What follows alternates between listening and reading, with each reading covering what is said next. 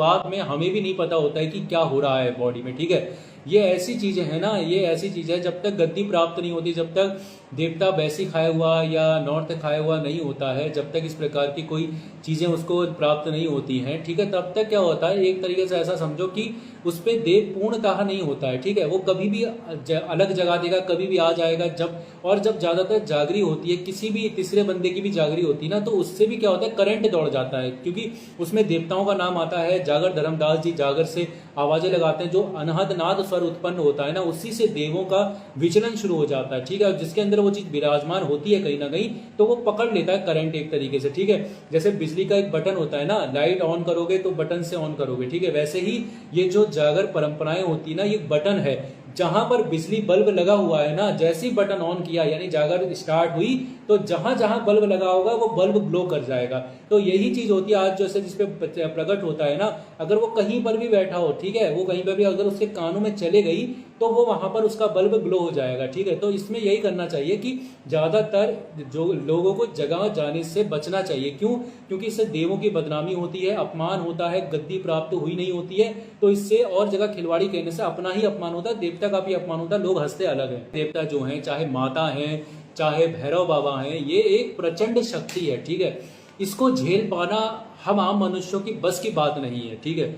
ये जितने भी आते हैं ना, ये इनका कुछ कुछ परसेंटेज आता है, ठीक है। आज अगर वही परसेंटेज नहीं होता, ये पूर्ण किसी पे आ जाते तो इतने ही इनके डंगरी कैसे हो जाते। आज हमारे ही भैरव बाबा के डंगरी गढ़वाल या कुमाऊं में अनगिनत हैं, गोलजुग के डंगरी अनगिनत है। कैसे हैं?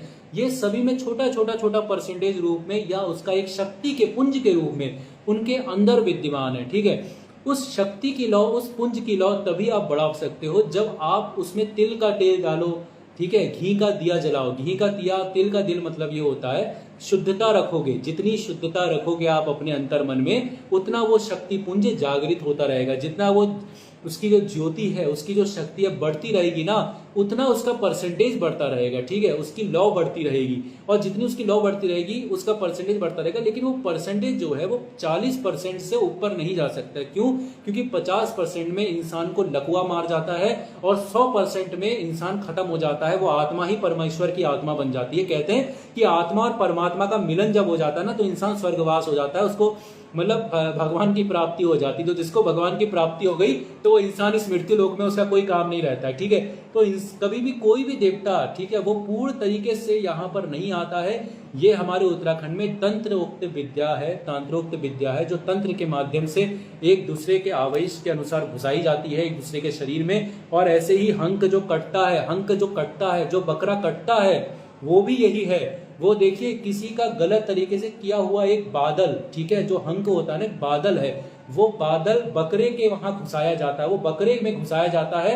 हंक काटना मतलब समझो आप, बकरा काटा जा रहा है, हंक को घुसाया जा रहा है बकरे में और बकरा काटा जा रहा है। नहीं तो वही हंक, जैसे गैस होती है ना, गैस किसी को छाती में चढ़ जाए, किसी को सर में चढ़ जाए, किसी के हाथ पैरों में चढ़ जाए तो दर्द करती है, ठीक है। और वो गैस ऐसी होती है, वही हंक ऐसा होता है कि आप अगर धुनी में आ जाएगा और कहेगा मैं गोलजू हूं, मैं नरसिंह हूं, ठीक है, मैं मैया हूं, कुछ भी रूप ले लेगा हंक। हंक तो एक बादल है, ठीक है, एक पानी का बादल है, वो कोई भी रूप धारण कर सकता है। तो उस हंक को बकरे में या किसी ऐसी जगह में घुसाया जाता है जिसको उसका मतलब काटा जा सके। तो उसको जब काटते हैं तो कहते हैं हंक कट दिया, हंक कट गया मतलब, ठीक है, वो वहां से चीज चली जाती है। उसका वो बादल जो है, वो गुबार जो है, वो गुबार को फोड़ दिया जाता है, वो बादल को फाड़ दिया जाता है, जिससे उसके अंदर की जितनी नेगेटिव एनर्जी है वो एक तरीके से ब्लड के रूप में निकल जाए, ठीक है। तो ये भी एक क्रिया है, ये पूरा प्रोसेस एक साइंस का प्रोसेस है, बहुत तगड़ा। शक्ति इसी प्रकार से हमेशा से ही एक शिरोधार्य रही है, हमेशा से एक लेवल ऊपर रही है। माता पिता गुरु देवता, ठीक है, ये हमारे 4 ऐसे फॉर्म बनाए गए, माता पिता गुरु देवता। ये हमारी सनातन संस्कृति से भी है। माता और स्त्री को हमेशा से ही सर्वोच्च शिखर पर रखा गया है, उसकी पुकार पर ही इसलिए देवता आता है। देखो आदमी कभी एक दूसरे के दूसरे घर नहीं जा रहा है, स्त्री जा रही है, ठीक है, वो अपने देवता को छोड़कर दूसरे के घर जा रही है, तो देवता उसकी रक्षा तो करेगा ही करेगा ना, कि वो हमें छोड़कर, ठीक है, वो जा तो रही है लेकिन उसका देवता उसके हमेशा साथ में है। तो ये चीज होती है, इसीलिए स्त्री के साथ जो देवता होता है वो तुरंत आ जाता है वहां पर न्याय करने के लिए। लेकिन नेपाली चिमटा गुरु गोरखनाथ जी का दिया हुआ है ना शब्द, क्योंकि गुरु गोरखनाथ जी ज्यादातर नेपाल में ही उनका पूजन हुआ। नेपाल के राजा को उन्होंने श्राप भी दे दिया था बाद में, और बसंत देव को उन्होंने वरदान दे दिया। ये कहानी भी मैंने डाल रखी है नेपाल से रिलेटेड, आप देख सकते हैं। तो गुरु गोरखनाथ जी को कहा जाता है, गोरखा जो शब्द है वो भी गुरु गोरखनाथ जी के ही द्वारा निकला हुआ है। कहते हैं गुरु गोरखनाथ जी ने अपनी गुप्त विद्या से, मतलब अंडर, मतलब धरती के अंदर ही सेना गुप्त, इसीलिए उनको गुप्त विद्या का मतलब महारथी कहा गया है। हमारे वहां भी इसीलिए गुप्त दुनिया है, ठीक है, वो किसी को दिखाई नहीं जाती, उनको लोगों को पता ही नहीं चला। उन्होंने गुप्त विद्या से मतलब 10,000 पुतलों की सेना, 10,000 पुतले जो थे, उन्होंने बसंत देव से कहा कि तुम 10,000 पुतले बनाओ, ठीक है। और उन्होंने सब में संजीवनी विद्या भर के उनको इतना ताकतवर बना दिया, वीर सिपाही बना दिया कि उन्होंने अजय पाल की सेना को हरा दिया। अजय पाल की इतनी बड़ी सेना थी नेपाल की, उस सेना को हरा दिया। और वो तभी जब सेना को हराया तभी वो सेना को रूप में गोरखा, जो कहते हैं गोरखा अपने को, वो गोरखा जो सेना है वो इसी रूप में गुरु गोरखनाथ जी को के रूप में ही उनको गोरखा कहा गया है। आज जो नेपाल में पैसा चलता है या रुपए चलता है वो भी गोरखा का जो गुरु गोरखनाथ जी का है, गोरखनाथ जी वगैरह, गोरख लिखा हुआ है वहां पर। और आपने देखा होगा गोरखनाथ जी के जो सफेद और लाल शिव और शक्ति के जो झंडे हैं ना गोरखनाथ जी के प्रतीक, वो भी वहां पर रहते हैं हमेशा। आज भी वो शक्ति आज भी देखने को मिलती है, ठीक है, आज भी देखने को, जैसे झूमाधारी माता है चंपावत की, या क्या कहते हैं ये लोहा घाट के साइड में कई और माताएं भी ऐसी हैं जो साक्षात प्रचंड शक्ति के रूप में उस लोकल के एरिया में बहुत मतलब प्रचंड शक्ति है। तो जैसे माता होकरा देवी है, ठीक है, जो मुंशारी के क्षेत्र में है। तो कई माताएं आज भी बड़ी शक्तिशाली रूप में उस लोकली एरिया में बहुत ज्यादा शक्ति प्रचंड है उनकी। तो जब तक उसका आभास नहीं होगा, जब तक उसका अनुभव नहीं होगा लोगों को ना, तब तक आप उसकी कहानी सिर्फ एक कॉपी पेस्ट करके नहीं बता सकते। कॉपी पेस्ट करके तो फिर लोग गूगल ही पढ़ लेंगे तो उतना ही काफी हो जाता है। लेकिन हम यही कोशिश करते हैं कि जितना हमें आभास हो, हमें कहीं ना कहीं माँ की शक्ति का उस पता चले, कुछ चीजें उनके बारे में, उनके चमत्कार के बारे में पता चले, तो हम अपनी आत्म मंथन करके कुछ ना कुछ इस चीजें ऐसी बताएं कि लोगों के दिल तक वो छू जाए।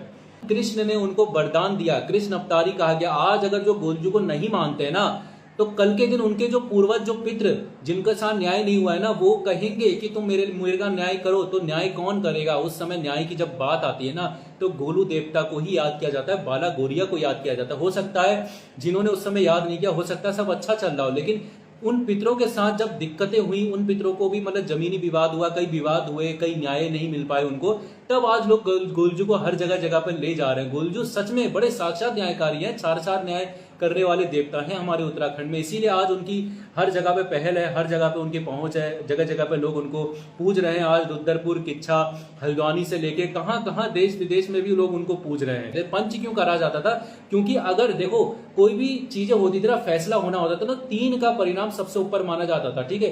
3 अगर बोल रहे हैं, 2 अगर अलग भी बोल रहे हैं ना, तो 3 लोगों की जीत होती थी। तो 5 लोगों का एक मतलब पंच बैठा जाता था, पंच कचेरी होती थी। तो ये जो घरों में पंच होते हैं ना, वो देवता जो होते हैं वो कहीं ना कहीं एक तरीके से लोगों का न्याय करते हैं, ठीक है। न्यायकारी प्रणाली है हमारी पंच की, ठीक है। दूसरी बात है कि वो पंच उस रूप में माने जाते हैं जैसे हमारे पंचनाम देवता, जैसे भगवान शिव, भगवान विष्णु, माँ भगवती, गणेश जी और सूर्य देवता, उस रूप में भी पंचनाम देवता हैं। वो पंचकोटि देवता, कोटि मतलब होता है अलग अलग तरीके के, ठीक है। अब कोटि क्यों कहा गया? हमारे उत्तराखंड और गढ़वाल में हर जगह पर, काली कुमाऊं में अगर आप जाओगे तो वहां पर पंचकोटि देवी देवताओं में, अलग अलग जगह का बता रहा हूं मैं, पंचकोटि देवताओं में जैसे सिद्धनाथ बाबा, कैलपाल बाबा, गोलजू महाराज, कैल बकरिया देवता, कहीं पे गजार देवता, एडी ब्यांदुरा बाबा, सिद्धनाथ बाबा, शिवनाथ बाबा, ये सारे देवता पंचकोटि देवता माने जाते हैं। पंचकोटि क्यों कहा गया इनको?